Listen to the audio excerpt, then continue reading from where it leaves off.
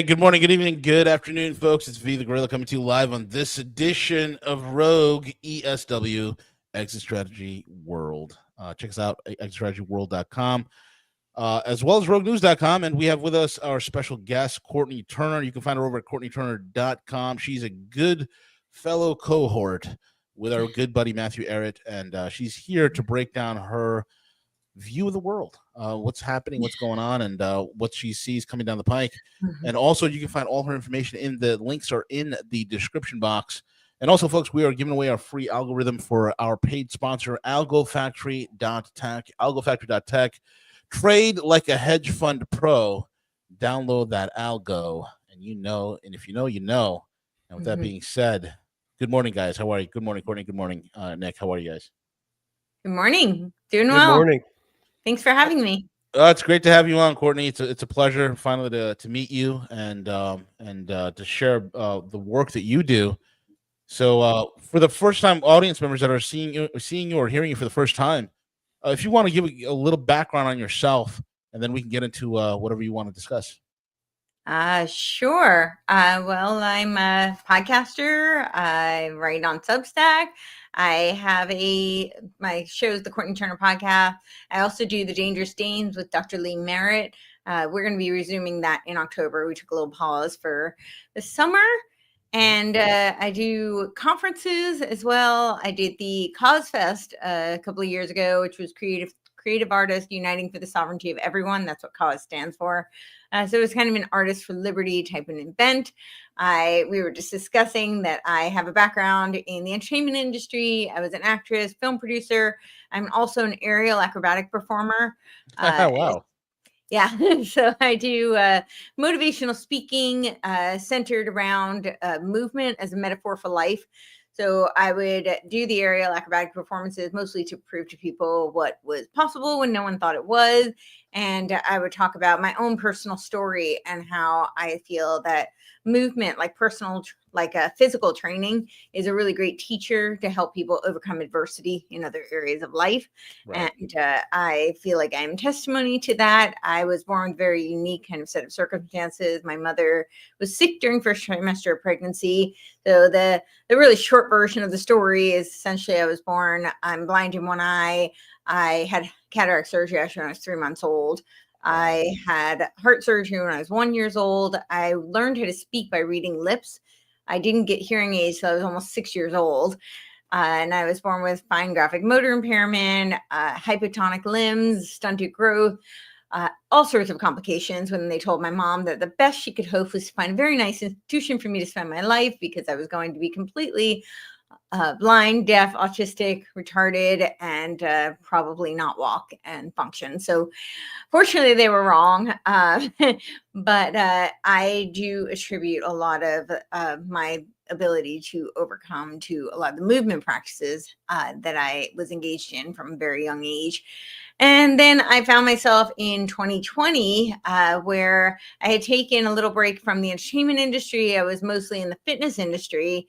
I was performing the aerial, doing speaking. I was also a personal trainer. I was doing partner acrobatic coaching, like similar to Cirque du Soleil, kind of like, partner acrobatic type stuff. And not at that level, but, that just to give people the visual. And I was also coaching at 2 different gyms for CrossFit. And I found myself in 2020, like many people, with lots of time on my hands because I was fired from both gyms I'm like 99.99 repeating infinitely % sure it was over politics. And I also, all of the speaking events and aerial performances I was doing were obviously canceled. And so I found myself incredibly isolated and depressed. And I didn't really realize how much I still depended on, because I wear hearing aids now, and I have since I was 6 years old, but I didn't realize how much I still depend on nonverbal communication and lip reading for clarity of speech until all those coping mechanisms I spent my life developing were stripped from me in an instant with these mandates that insisted people cover their faces. So I found myself really depressed because I couldn't communicate with people and I was very isolated. So the first day of the lockdowns, I thought it would be a great opportunity to write. I really didn't have the time prior to that. I was working long hours, and so that just wasn't in my purview at that time. So I thought that now was a great opportunity. And at the end of 11 hours, I found a beautiful white screen staring back at me. And I decided that I might be a little bit too depressed and anxious to engage in this pursuit at the time. So I ordered 11 books that day. I thought, well, I have lots of time to read. So I'm going to do a little reading. I mean, we really didn't know how long we were going to be locked down, what the future held. So I was like, I'm thinking, all right, I have a little bit of time right now. That's what I can do. And so I started reading a lot. And then I had all these things that I wanted to discuss with other people, and I had nobody to talk to because I was reading all these books. And I started posting on social media, and I learned very quickly that even if you do not think you're being controversial, you can post an apple on social media and you will have thousands of people arguing with you that it's really an orange. And this is how it works. So I was very frustrated by this. And I had a lot of people reach out to me telling me that I should look into doing a podcast, some sort of like a video blog. I was not familiar at the time. In fact, it's not even funny anymore because I've told the story so many times, but somebody heard my story, like my birth story, and they're like, "Oh my goodness, you have to be on Rogan." And I said, "What's a Rogan? And why do I need to be on?" I know who Joe Rogan is, for the record now. But at the time, I mean, that's how clueless I was. I had not listened to podcasts. I was not familiar at all with that world. So I started listening to podcasts, and it became, at least voices, I much akin to the way people probably felt about like sitcoms. You become friends with them. They're in your living room. And so this was kind of a filler for me during a very difficult time. And I started toying with the idea of maybe I should start a podcast. The idea was really terrifying to me. But then it dawned on me that I could have naked face conversations, and this might save my life. Uh, so I made a commitment for 6 months that I would ask people to, have a conversation. If I could be so fortunate that we could do it in person, all the better. But even if it was through a digital interface like we're doing now, at least I could see people's faces and hopefully have meaningful discussions, and that would do wonders to boost my morale. So the people agreed, and we really enjoyed it. The guests seemed to have a fantastic time. I found it incredibly morale boosting. And so after a few months, I aired my first one. I think I aired the first one. It was January of 2021. And I think I did like a really short one, just my story as like a test run in December of 2020. And that was mostly just because I knew that the material was kind of political, and I had to get myself on the platform before, they have to approve you. So I didn't want to be rejected right out of the gate. So I did that. And so I had started off very political and very much in the medical freedom space. And it was, my mindset was kind of like, if we could just get the right people in office, we could fix this whole mess, because I felt that the Republicans were behaving as controlled opposition for the left. And after a few weeks, I kind of decided, no, they were designed to be controlled opposition for the left. This is how the system works. And I went back to kind of my roots in philosophy. I was a philosophy major. I had written independent studies in philosophy in high school. And so I was pretty versed with that material, but it had a long time since I really had been, steeped in those kinds of texts. So I started to dive back into that and, the Hegelian dialectic, and that's very much what I was seeing everywhere. So my kind of big light bulb moment was the research on Tavistock. And that was, for some reason in 2020, everybody had these life crises at midnight, which meant that I couldn't sleep. So not that I was going to solve them, but, it meant I wasn't going to sleep. And I had a friend who reached out to me and sent me a video of Dr. John Coleman's Committee of 300. And he said, "Have you ever seen this?" And I said, "No, I have no idea who he is." He said, "Okay, you have to watch this and then call me back." So I did, and it's actually still available on YouTube, surprisingly enough, for anybody who's interested.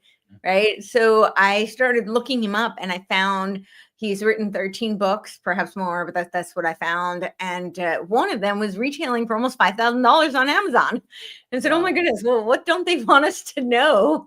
What's in that? And it was on the Tavistock Institute of Human Relations. And I don't have $5,000 to spend on a book. So I found a PDF online and I downloaded that. And I read it 3 times in a week because it was so riveting to me, because it was kind of a convergence of all the fields I have been steeped in most of my life. You know, I had written 285-page theses in high school on dream analysis. Essentially, it was like a dissertation. I did review of the literature first semester, and then second semester I did field work. And then I had to present before a panel of neuropsychiatrists each year. So I had a large background in psychology. My mom's a psychologist. And then, of course, philosophy. I majored in it. I did these independent studies. And, of course, the entertainment industry, because I was an actress and a dancer and a producer.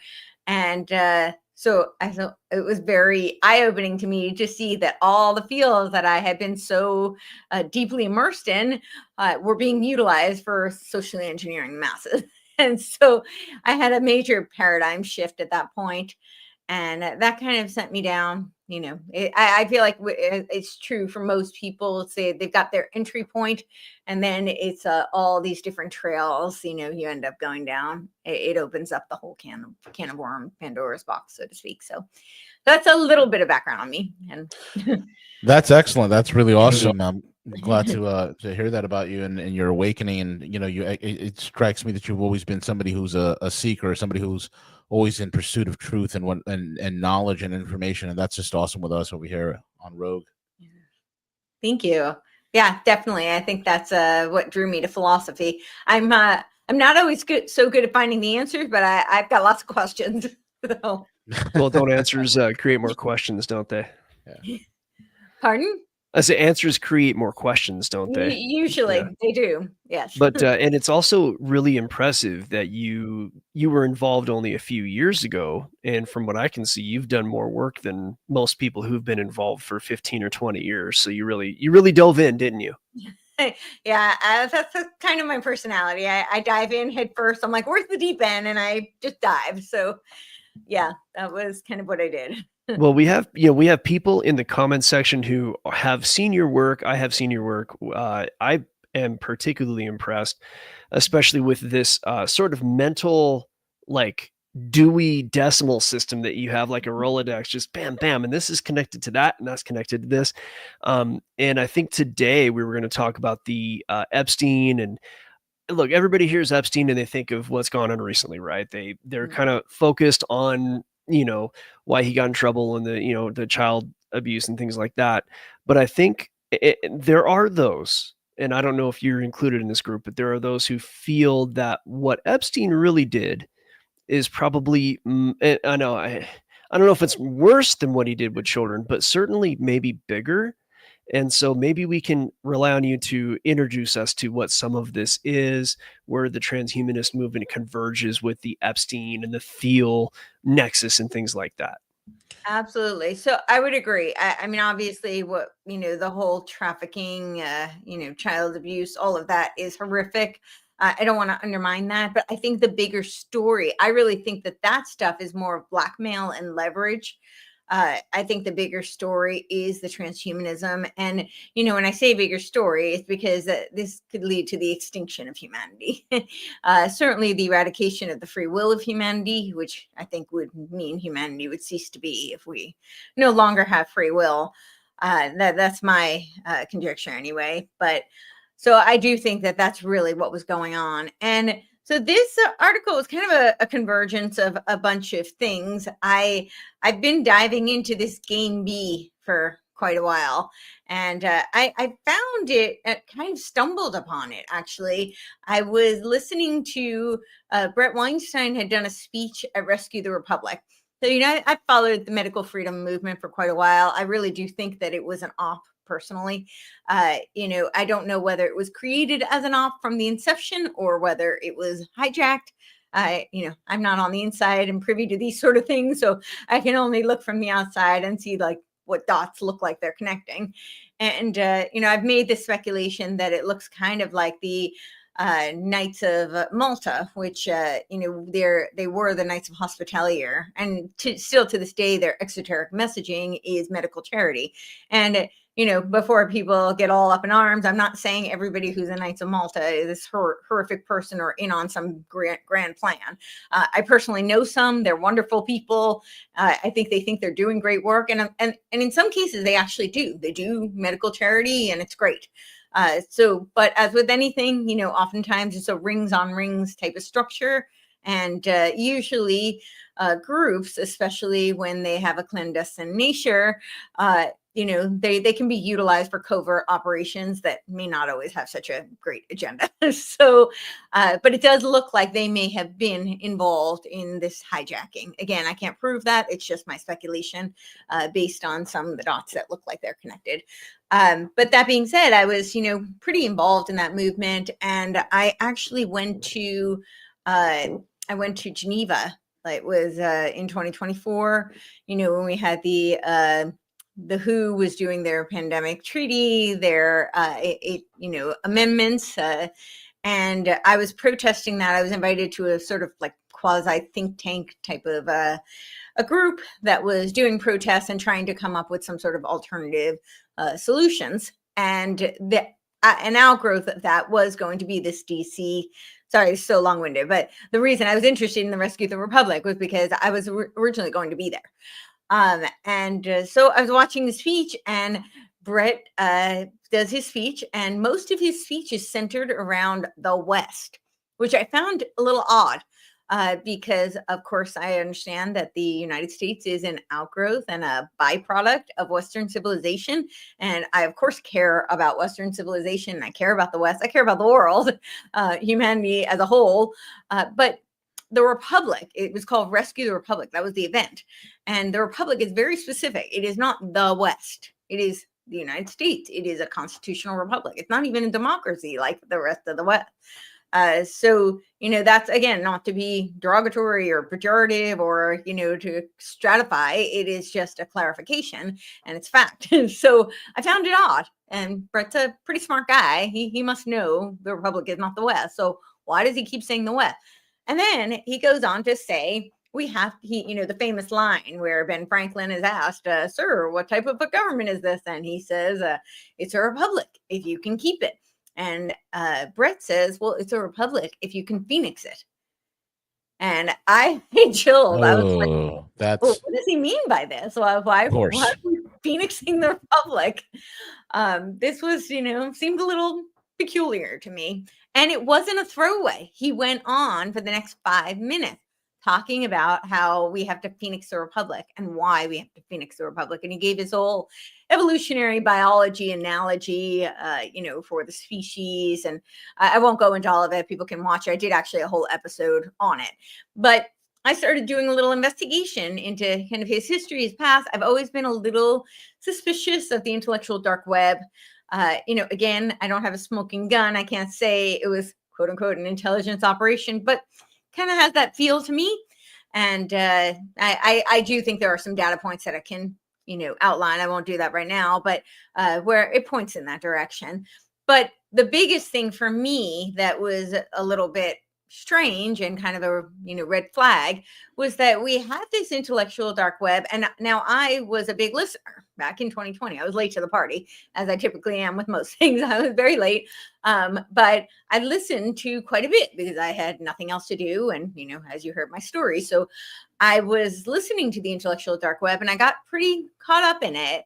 And it just seemed very odd to me because the narrative was that these were quote unquote right wingers. This is much like the medical freedom movement.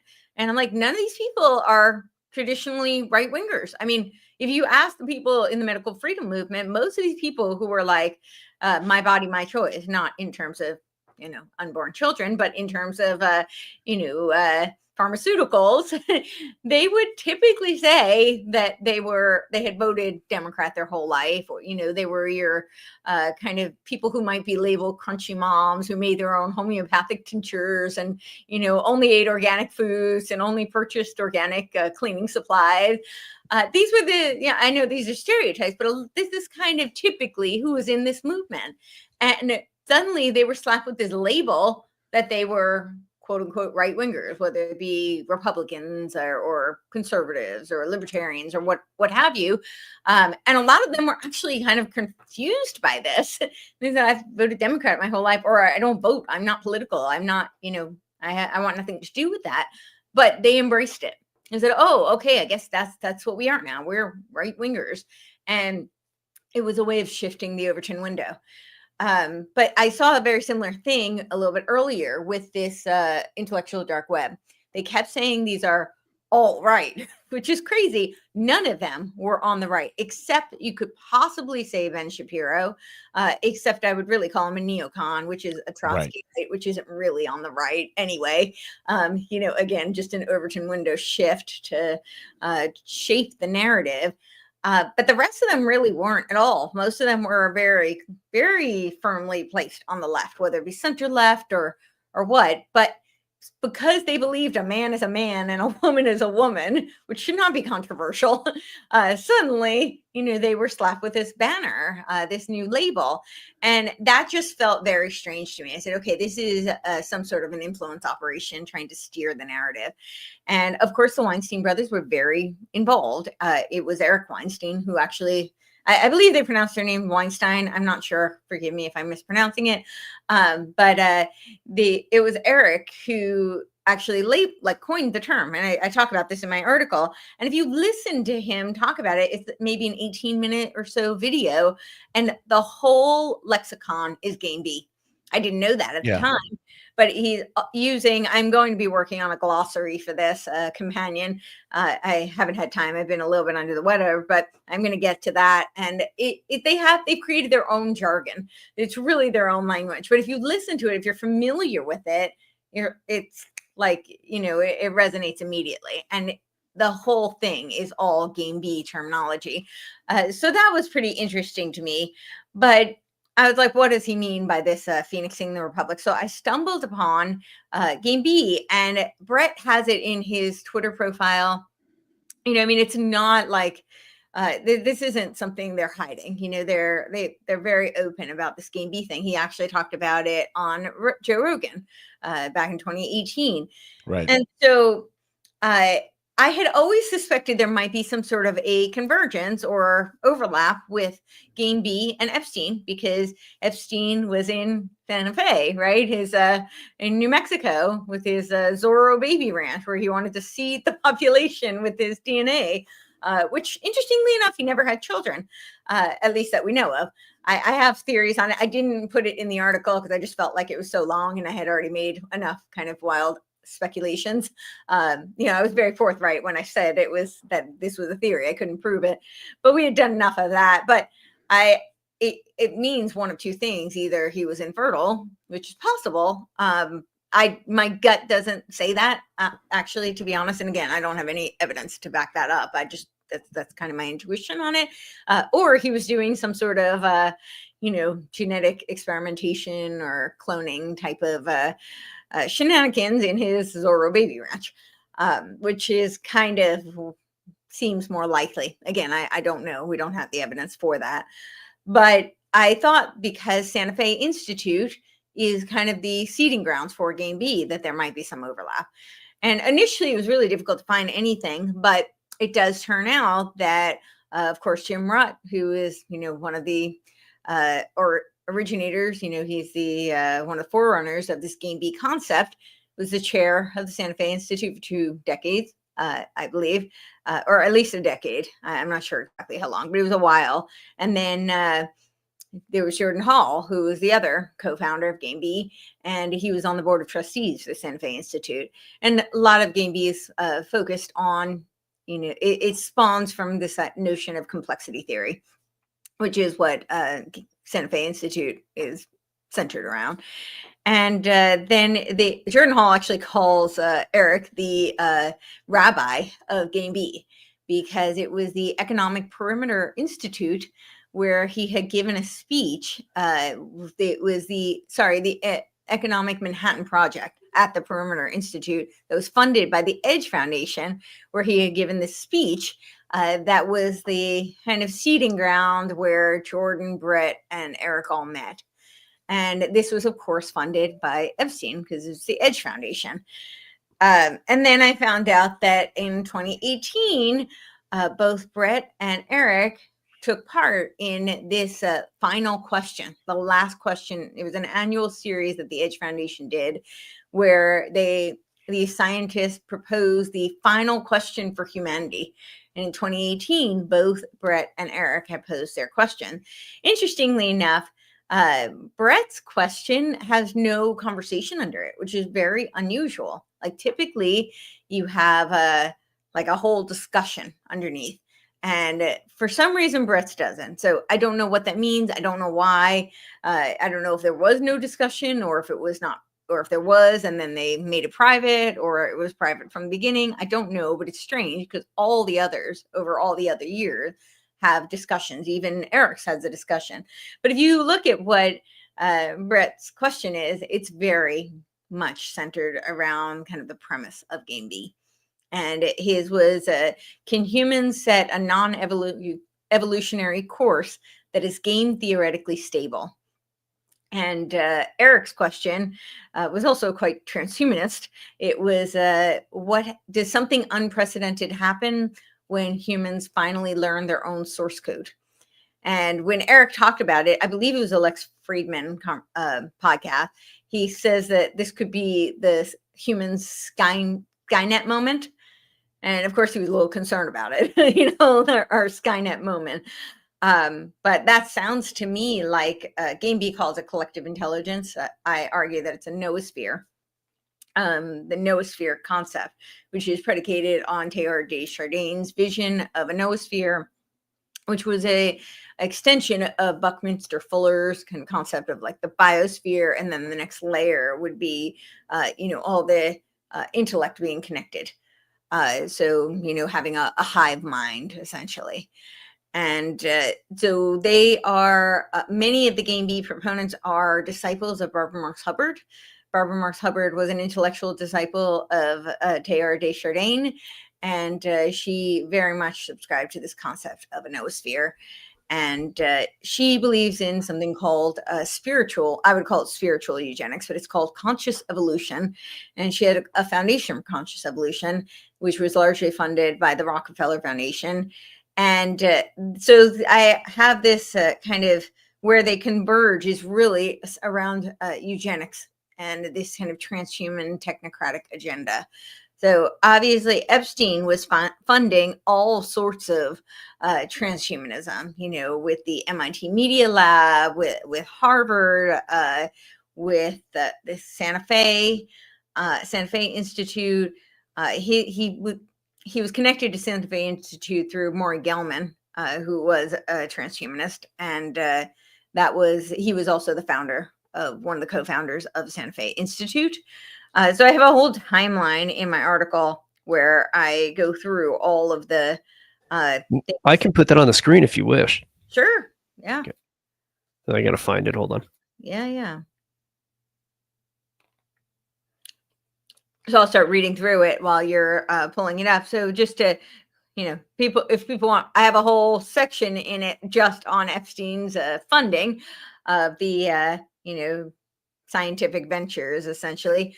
But I did do a timeline just to give people kind of a snapshot of it. And we go all the way back to 1994. Now, that doesn't mean it's the first. It just means, that was where I started with this research. And that was Maury Gelman, who acknowledges Epstein's support for his work at the Santa Fe Institute in the preface to his book, The Quark and the Jaguar. This marks one of the earliest known connections, at least that I've found, between Epstein and scientific research in physics and complexity. Then we've got just making sure this is the proper timeline that I've got on the screen. Let's see. This is scroll up a little bit. No, this is the Game B timeline. So it Apologies. would be, no worries. It would be a little bit further down. We can go through that one too, but I was actually going through the But you were in the other article, aren't you? so that the Game B timeline. It would be it's at the end of section. It's at the end of section 2, the Epstein nexus funding the future of human enhancement. Let me see. Is it in like a paragraph form or is it bulleted out? It's Oh, there bulleted. it is. Timeline. Here Yep. it is. For some reason, you know what? I guess maybe. I think it's yeah. Sorry. Most of my work is free, but I've been putting all of my work out for free for I guess it's almost 5 years now, and this was exhausting. This was so much work. Apologies for breaking the flow. We'll just let you read through it. No worries. This was really exhausting. People can use their free upgrade. A lot of people have done that. I've seen people upgrade and then cancel already. So they can do that. At some point, I'm not going to be able to continue if the work isn't supported. It's just an unfortunate reality of life. But so, and most of it is out there for free, but I might do a time window where I make some of this available. But in any case, I'll read it out to people. This is the 1998 Epstein's relationship with Harvard begins, the $30,000 donation to Harvard Hillel. And then 2000, Epstein establishes the Jeffrey Epstein 6 Foundation of his primary vehicles for scientific, quote unquote, philanthropy. Then we've got 2001, and this is just very interesting. He begins funding the Edge Foundation, which was founded by John Brockman, with contributions totaling $638,000 through 2015. I believe the annual question started in 2015. The foundation served as the key networking hub. It was basically an influence operation for Epstein with scientists and technologists, including annual billionaires dinners, right? They had and they called it the billionaires dinner.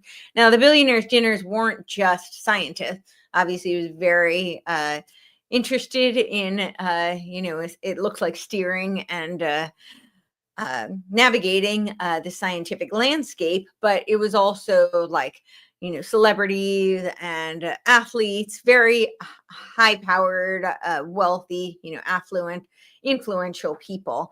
But this 2001 is very interesting to me because we've got, let me see if I can find this. Let's see here. I'm going to pull this up just so I can read it to y'all because it is really interesting. So the Edge Foundation did, okay. So they did their Reboot Civilization. Let me see if I can find it. Reboot Civilization. Oh, I can only seem to find the first Reboot Civilization. Let me see, 2001. Okay, so I don't know, I might not be able to pull it up, but they did this Rebooting Civilization, and it was in 2001, and you can take a guess at what day this was. September 11th. September 11th? It was September 10th.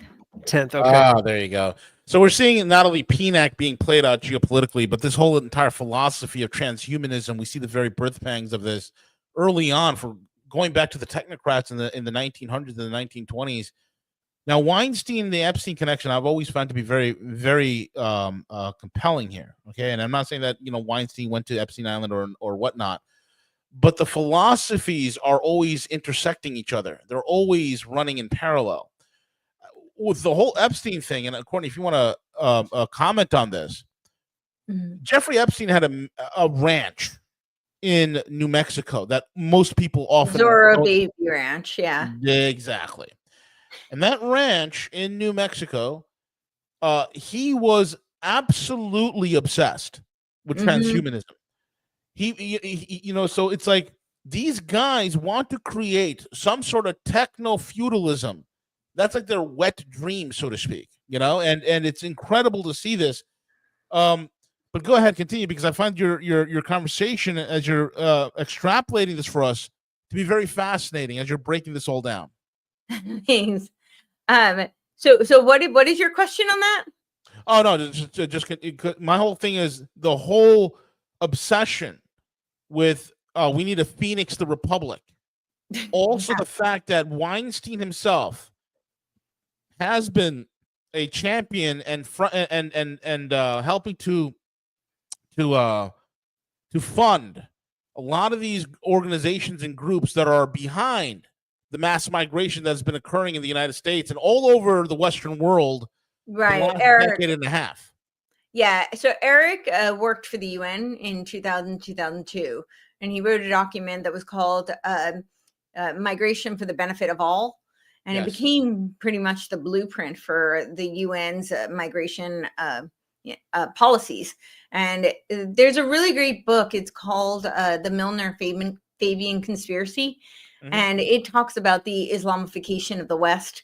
Yes. And, it's mostly centered around Europe. And we've certainly seen that over the past 2 decades. But it relates to the immigration policies and what we're seeing happening here in the United States now. Of course, they took a slightly different tact, a different approach. But a lot of the blueprint for that was laid out in this document that Eric Weinstein wrote back in 2000. It was between 2000 and 2002. I don't know what year that, I think it might have been 2001 that document was. But I found this, it's on the Wayback Machine, but it's Rebooting Civilization. It's interesting. They have the video that pops up when you do a Google search, but you have to go to the Wayback to find this, and it's a Rebooting Civilization. It was 9/10/01. And it says everything is up for grabs. Everything will change. There is a magnificent sweep of intellectual landscape right in front of us. One aspect of our culture that is no longer open to question is that most significant developments in sciences today, those that affect the lives of everybody on the planet, are about, informed by, or implemented through advances in software and computation. The EDGE event presented as an opportunity for people in the various fields of computer science, cosmology, cognition, evolutionary biology, etc., to begin talking to each other, to become aware of interesting and important work in other fields. And at this event was Mark Hauser, Lee Smolin. Now, Lee Smolin was involved in that Economic Manhattan Project that at the Perimeter Institute that Eric Weinstein had put together, where Jordan Hall met Eric and Brett. And then we've got Brian Greene, Jaron Lanier. And Jaron wrote a pretty interesting book on why you should get rid of your social media. I think it was like 10 reasons why you should get rid of social media. And he seems to be a sort of whistleblower now. Yeah. I haven't dug enough into him, so I don't know for sure. But it is interesting that he wrote that book. And he was involved in this back in 2001. Then we've got Jordan Pollack, David Gelenter, and Alan Guth. So it goes on quite a bit. I won't read all of it. They start talking about people like Pinker. But yeah, so I just thought that was very interesting because it's the day before the Big 9 event, and they are talking about rebooting civilization. So again, this concept, this notion of the Phoenix, I had written another article called The Phoenix Conspiracy. And my, thesis was essentially that there is this Hegelian movements between they operate through the right-hand path and the left-hand path that are converging to build the technocracy. And on the right-hand path, we've got, and it just means they operate through the quote unquote right and the archetypes of the right. So, it's like the archetype of the patriarch, the disciplinarian, authoritarian father, the very traditional kind of archetypes, which is why a lot of them are using the Christian veneer. I would argue it's not a real Christianity, Christian nationalism. Peter Thiel I described as being, I don't know if you read the Phoenix Conspiracy one, but I described him as like the grandmaster architect of this landscape, of this technocratic landscape. Now, I will say that I don't, I don't for a second think that there aren't puppet masters above him. But I'm a strong believer. I can speculate, and I do have theories on who those might be or what those might be. However, I feel for to blunt operational success, we really need to deal with the strings that we can see. And Well, like Jordan Hall converted to Christianity, as you put in your other timeline. Yeah, and it's his transparadigmatic Christianity. That's quite a word there, transparadigmatic. So I'm glad I didn't stumble on that word. you did a good Embarrassingly. job. I typically stumble on it. But yeah, no, and it's interesting that the Manhattan Project, the original, was meant to build a very destructive weapon, and now they're calling this a Manhattan Project and talking about phoenixing civilization. So are they maybe? And this is one of the things that reading through the Transhumanist article that I came up with is that the fact that they're calling this Manhattan Project, and also like it doesn't seem like a real movement. It seems like a facade to break down what they would call game A, rather than to build game B. It seems like they just want to break down game A, which is much like communism is not about communism. It's just a wrecking ball meant to destroy civilization and build whatever they want on top of it, which is feudalism in a political sense. And this seems to me to be the exact same thing on a technology side, where they want to bring in techno-feudalism, and their real game B with their DAOs and their cryptocurrency and all this it's just a way to attract people in, but it's really a way to destroy what we have so they can just make us all slaves. I think that's well said. Yeah, they, even when you go to their game B wiki, most of what they do, they don't tell you a whole lot about what game B is. They do a lot of telling you of what it is not. But I was asked to do a very succinct description, and again, not my strong suit, but I would pretty much say it's scientific socialism steering technocracy. That's steering towards technocracy. That's really how I would describe it. Of course, a lot of these game B proponents are very adamant that they are opposed to, any kind of technological dictatorship or, any kind of a technocratic control. A lot of them say that they're opposed to transhumanism, but my section 5, I really tried to distill this down in very much layman's terms. But the point that I was trying to make is that it doesn't matter what someone says. It matters what the philosophical underpinnings are and what those lead to effectively. What is the operational success of those philosophical underpinnings? And they all lend themselves to transhumanism and technocracy. These people don't have free will as their first principle. And if you don't have free will as the first principle, it doesn't matter how well intended you may be, right? The road to hell was paved with good intention, as they say. So I really try to stress that. I'm not a big truster of a lot of these people. I'm a little bit of a skeptic. So, but I have met, for instance, I've met Brett, and he comes across as a very nice person, pleasant to talk to. Certainly, I do not doubt any of the people named here. I don't doubt any of their intelligence, their intellect. That's not the problem. Oftentimes it is the best and brightest minds who are advancing these types of very pernicious ideas. And my concern is really just that when you look at the philosophical underpinning, I even make the point that this is a lot of this is predicated on, Brett is an evolutionary biologist, right? This is predicated on the theory of evolution. And this is still a theory. I know in a lot of the scientific community, they have adopted it as if it's fact, and they have built upon it as though it stands as a very solid foundation. But it is still actually in many spheres a widely contested theory, and it has not been proven in any capacity at all. So the argument that I was making is that there is this again dialectical paths that are leading to the transhumanism technocracy. Using one is the more social Darwinian path, which subscribes to social social Darwinianism and spiritual eugenics, and then the other that is a more biological Darwinian path that believes that there is currently a theory of natural selection, and they believe that the theory of natural selection is problematic because it lends itself to what they call evolutionary traps. And this is where we get the competition and the rivalrous game A. And we need to move into, this is why I call it technological age of Aquarius, because we need to move into the age of Aquarius as opposed to the age of Pisces, which is focused on the individual and breeds competition. We need to move into Aquarius, which is collective, collaborative, breeds collective intelligence, as they call it.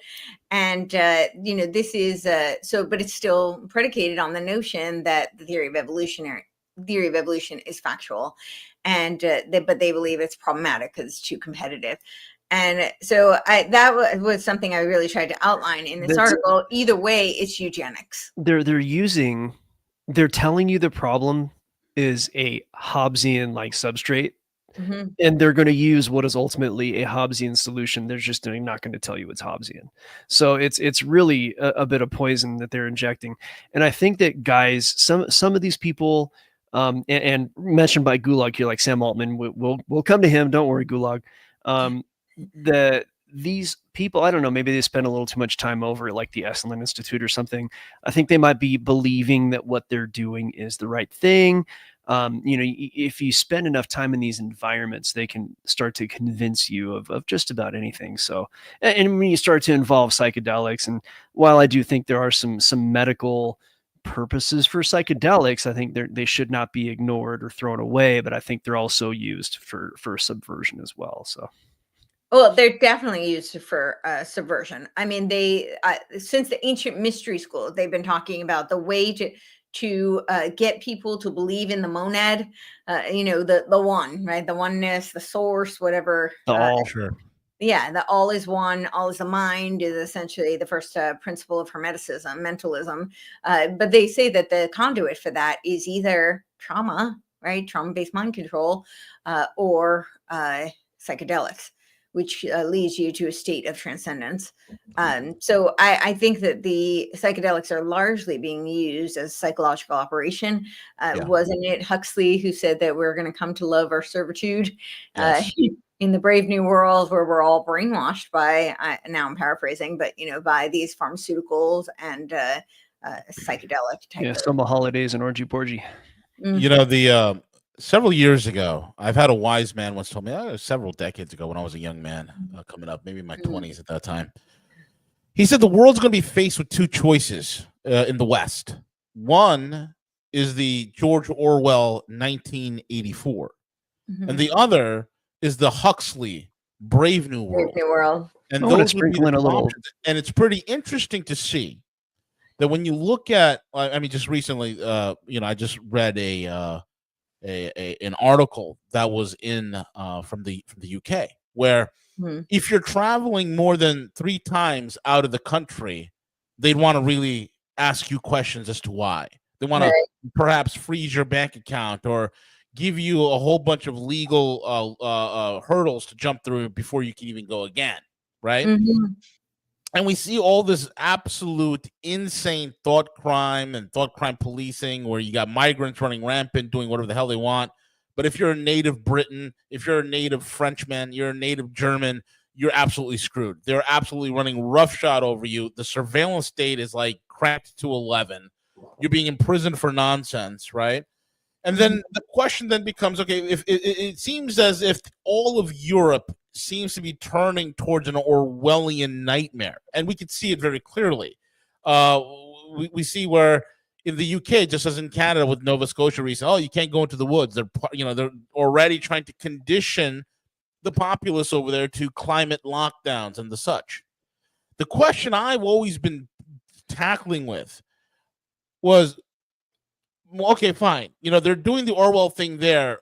The Orwell thing is not working out too well here, but what we're seeing is the Huxley version. You're seeing the Brave New World. This is why we see a proliferation of marijuana, a proliferation of psychotropics, a proliferation of psilocybins, anything for mind altering, and this whole push, this technocratic neo-feudalistic push. But that's like almost like, hey, do this, and all these gurus coming out of the woodwork everybody sounding the same, and this constant pushing of this altered thinking, altered state of mind, altered way of being. And I'm like, holy crap, I think we're falling into the brave new world here in the West. What are your thoughts on that, Courtney? I think it's a hybrid in both places, quite honestly. I think it is kind of Hegelian, but they're being synthesized. You've got they'll use whatever tactics they can in whatever instance. I think a lot of what was going on 4 or 5 years ago was very Orwellian. But the underneath, what we don't necessarily know, but a lot of people have suspected may have been the Brave New World element. So they're using both. It's a multi-pronged approach. I think that in certain environments, the Orwellian may be more effective, and others, the Brave New World might be more effective. But ultimately, they use both, and it really is a hybrid. It's a synthesis of the two.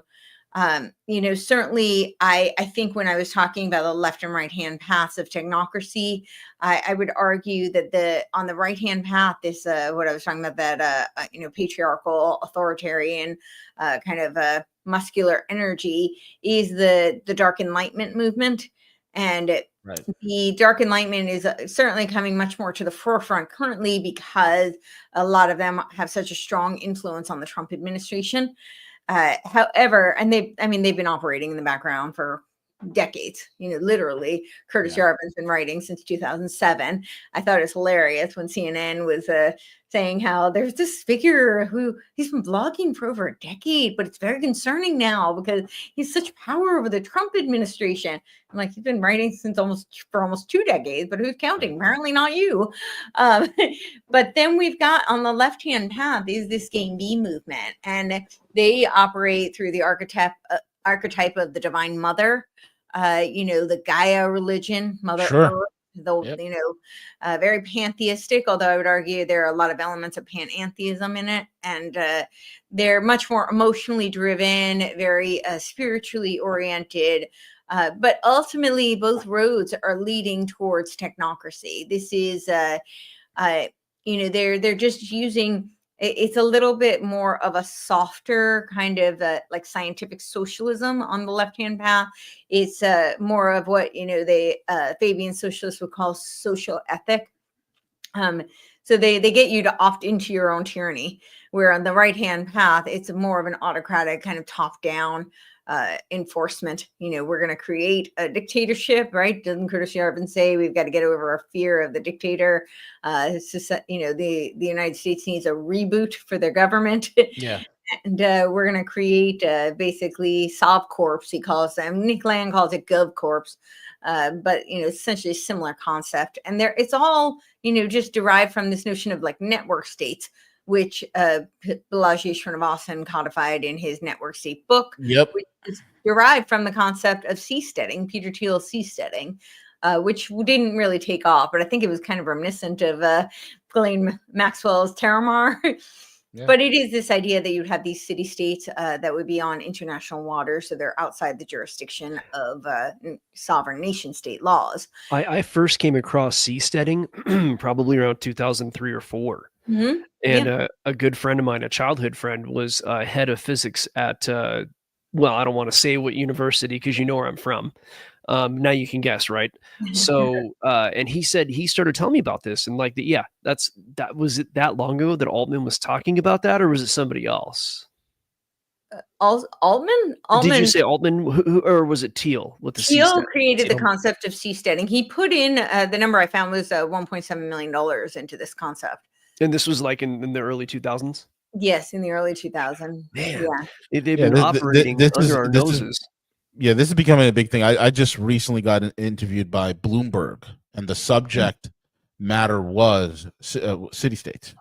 I'm sorry, network states. I'm sorry, was the main subject thing, because now people are wanting to know what this is. But the person that was interviewing me was on the opposite spectrum. That this might not be such a great thing, because what you're seeing is they're trying to convince all of humanity that the concept of the nation state is completely outdated. We don't need this anymore. We just need to have these oligarchical technocrats with the ruling AI. Oh, AI never makes a mistake.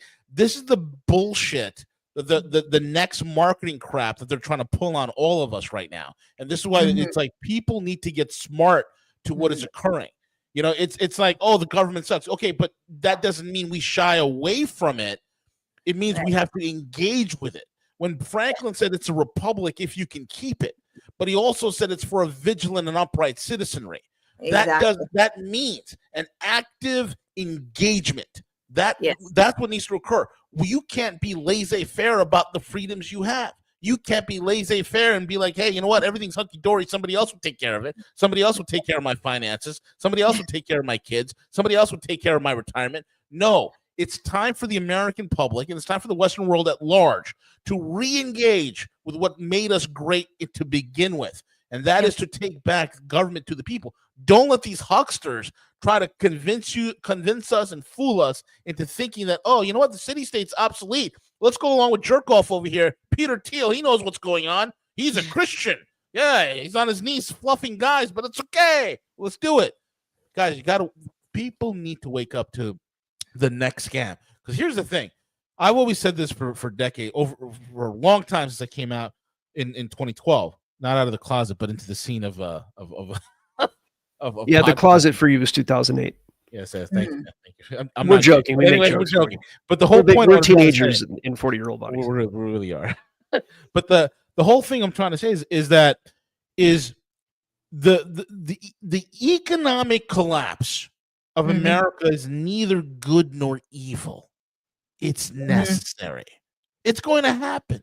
It's inevitable. Right? There's going to be some sort of an economic reset. Now, the question becomes, who's going to be in control on the other side of this? If is it going to be Peter Thiel and these network state weirdos, or is it going to be we the people? That's where the battle is. And they're hoping you're so distracted by everything else that's going on.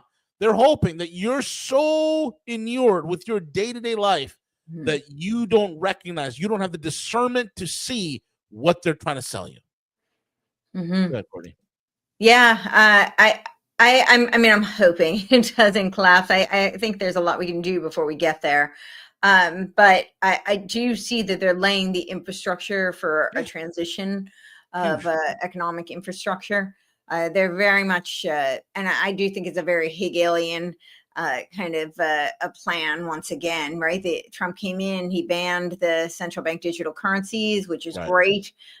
You know, I obviously don't want a central bank digital currency. I'm very aware of how, you know, catastrophic that could be for our liberties and freedoms. And, but I think what he's done now is he's advocating what I would call Congress-backed digital currencies through this Genius Act, the Stable Act, the Clarity Act, and he's creating an infrastructure for cryptocurrencies, digital currencies, that I think is carving a path and a regulatory infrastructure for tokenization. And this is very, very concerning to me because tokenization goes way beyond just a currency. You know, this could lead to the tokenization of everything, your medical system, the education system, your really everything. I mean, even just your human power, right? We could be living in like a weird dystopian Black Mirror episode where they're crypto mining human energy, you know? Yeah, 100%. I mean, this is the, and here's the thing, right? It's like, you know, as somebody who works on the institutional side of this stuff, especially with digital assets, and people are like, oh man, you know about Bitcoin, and you're on the institutional side, and some of your clients are hedge funds and this, that, and the other. And people always ask me what my opinion is, and because a lot of these crypto bros, they get romanticized by the aspect of digital currency. They get romanticized. They're like, oh my God, it's gonna revolutionize humanity. It's gonna bring peace and prosperity all over the world. And I'm like, dude, Bitcoin's a piece of crap. It is a really shitty technology. It is horrible. It can only do 7 transactions per second. You can't scale this up. It's clunky by design, right? And if you look at it, here we are several decades in. I mean, it's transparent. That's the only thing that you have going for it, right? It's transparent. Which, if you're a psychopath and if you want to go ahead and start getting people accustomed to quote unquote blockchain technology and all the things that's rolling out with it, this is how you do it, right? And you slowly encroach it where you don't need the dollar bills. It's inconvenient. We're a cashless society now, so on and so forth. But what Right. you're losing with blockchain, and the only true crypto, I've said it for years, is Monero. Monero is incredible, right? But apart from that, everything else is trackable and traceable, and you can see it on the blockchain and whatnot. And if you're some sort of a tyrant that wants to link digital assets or digital currency or Congress back, and I love how you said it, Congress backed digital currency or whatnot, and you want to have that tied into a blockchain and then tied to you with your own social credit score and your own digital ID that you need in order to access the internet and all this other stuff. This is the ideal setup. This is the perfect trap that's being laid, because the time is coming when, look, I'll tell you right now, there is no fundamental reason for Bitcoin to be $115,000, $120,000. There's no reason for whatever. This is a psyop. The largest rug pull in economic history will occur once all the controllers once they're all in position. Like I've said in 2016, being involved in a lot of the larger institutional side transactions where, I said, hey guys, you know what, in 2016 and 17, look, a lot of institutions are coming in the next few years. This is going to be an institutional game. And it is. Now you have like 98% of these wallets, of the Bitcoin supply controlled by less than 3% of the wallets. And that number is starting to, to grow even more, where it's like, it's less and less because it's, and then they manipulate the market itself. So when the time is right, when all the players are in place, they're going to have they'll crash the market and then they'll have their solution ready to go. This is the Hegelian dialectic being played out digitally in front of everybody, and everybody's enamored. Oh, this is if you think a whole bunch of that the powers that be are going to sit back and let a bunch of crypto bros carve out a niche existence for themselves in some sort of Galt's Gulch fantasy, you got another thing coming to you. And that's what these people don't understand. It's like people are running towards anything and everything, and they're running away from the very thing that could solve all these problems, which is you run towards and fix your local government, your state government, and your national government. You got to win your country back. You got to win your culture back. You got to win your civilization back. And that's what everybody's missing. Everybody's looking for just like a diet pill. I mean, you're in the fitness industry. I mean, just like in the diet pill, somebody's looking for a diet pill to take. Oh, I want to do. No, dude, you got to get it on the squat rack. It takes work, it takes effort. And that's what nobody wants to do. And nobody wants to do it. Why? Because the illusion of wealth still continues. Nobody wants to do it because there's still paychecks. People are still collecting a paycheck. It makes things very comfortable. Right. And that's what's so scary of this whole entire thing, Courtney. Yeah, no, I agree. With the Bitcoin stuff, actually, I think I talked a little bit about it in here because Brock Pierce was advising Epstein on Bitcoin and cryptocurrencies, right? And that whole thing is very curious because Brock was like really young at the time. I think he was like 20 years old, right? Yeah, none of these kids know anything. He was essentially a kid. But he was a child actor who very much looks like a construct. He had Bannon running his company and became the CEO for the company. He looks like, I met Brock Pierce. He looks like a mini Bannon. Yeah, well, I mean, he was I think he was propped up by Bannon, quite honestly. It's what it looks like. And, of course, Bannon has his, comes out of Office of Naval Research, right? And then Brock buys a home he goes down to Puerto Rico, trying to build a crypto community there.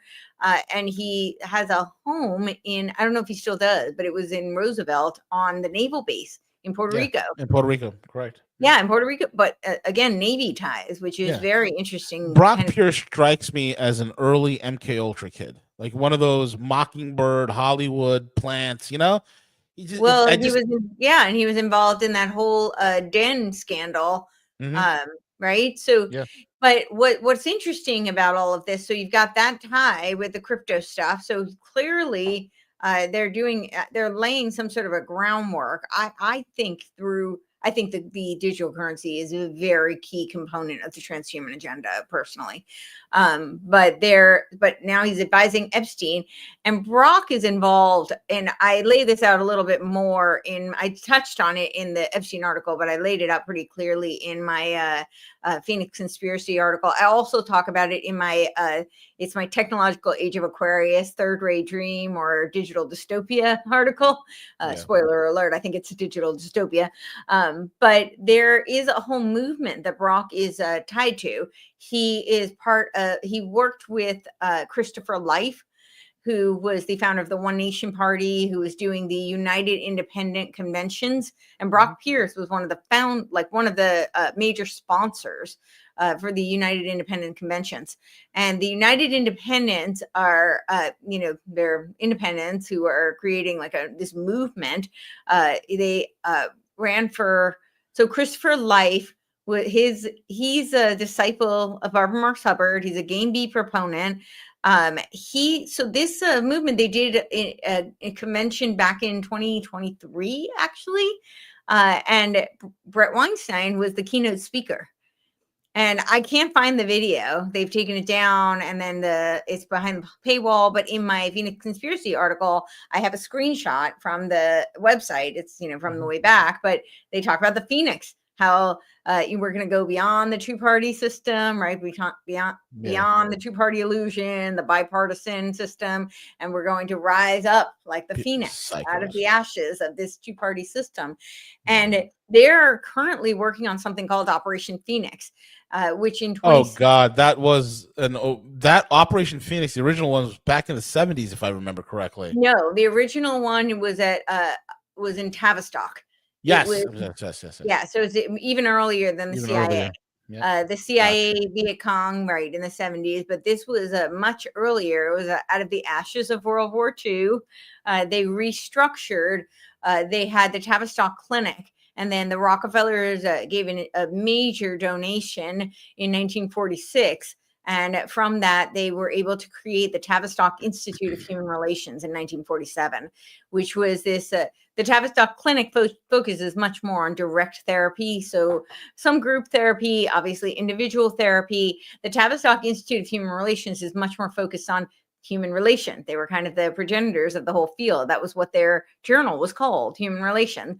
And the corporate culture is kind of spawned from that, the whole field of human relation. These Leicester conferences that started in 1957, which are predicated on group dynamics, which is spawned from sensitivity training, right? Kurt Lewin's concept of sensitivity training, which is essentially brainwashing.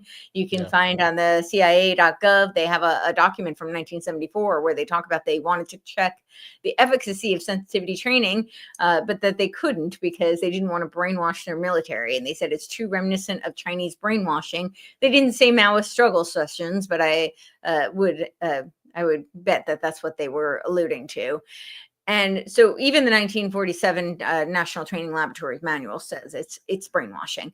I did an article, it was called The Algorithmic Oracle, that talks about how sensitivity training became the Delphi method out of Rand Corporation, which is a more mechanistic, systematized variation using surveys, polling to manufacture consent from sensitivity training. Then they kind of hybridize that for a lot of in-person types of events. And now we've got that on steroids through the cybernetic feedback loops through algorithms. But yeah, so that was the first one, was at least the first one on record that I know of. It was called Operation Phoenix, and it was where they gutted everything. They used this new testing, which I think came out of the War Office Selection Boards that Tavistock was doing, that was helmed by Wilfred Bion and Eric Trist.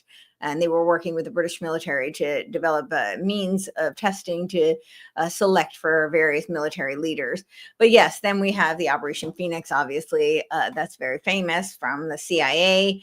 But now there are several other Phoenix references throughout history. I actually, in that article, go through the more esoteric references, like, from alchemy, Hermeticism, Rosicrucians, some of the Gnostics as well, and the ancient Egyptians who called it the Binu bird. But the Operation Phoenix that they're doing in 2026 is where they want to flood Congress with quote unquote independence. And what do we have now? We've got Elon Musk talking about his quote unquote American party. Yeah. Who is supporting the American party? First one to jump on board was Andrew Yang, who's an arch technocrat, yes, whose whole slogan was it's not left, it's not right, it's forward. And he's been very involved in this United Independent movement as well. Of course, Elon then consults Curtis Yarvin. I don't know what he knows about starting a party, but he consults Curtis Yarvin. What a Hegelian slogan. Yeah. Like it's right there. Yeah. I in that Phoenix Conspiracy article, I talk about the Hegelian implications of the Phoenix symbolism.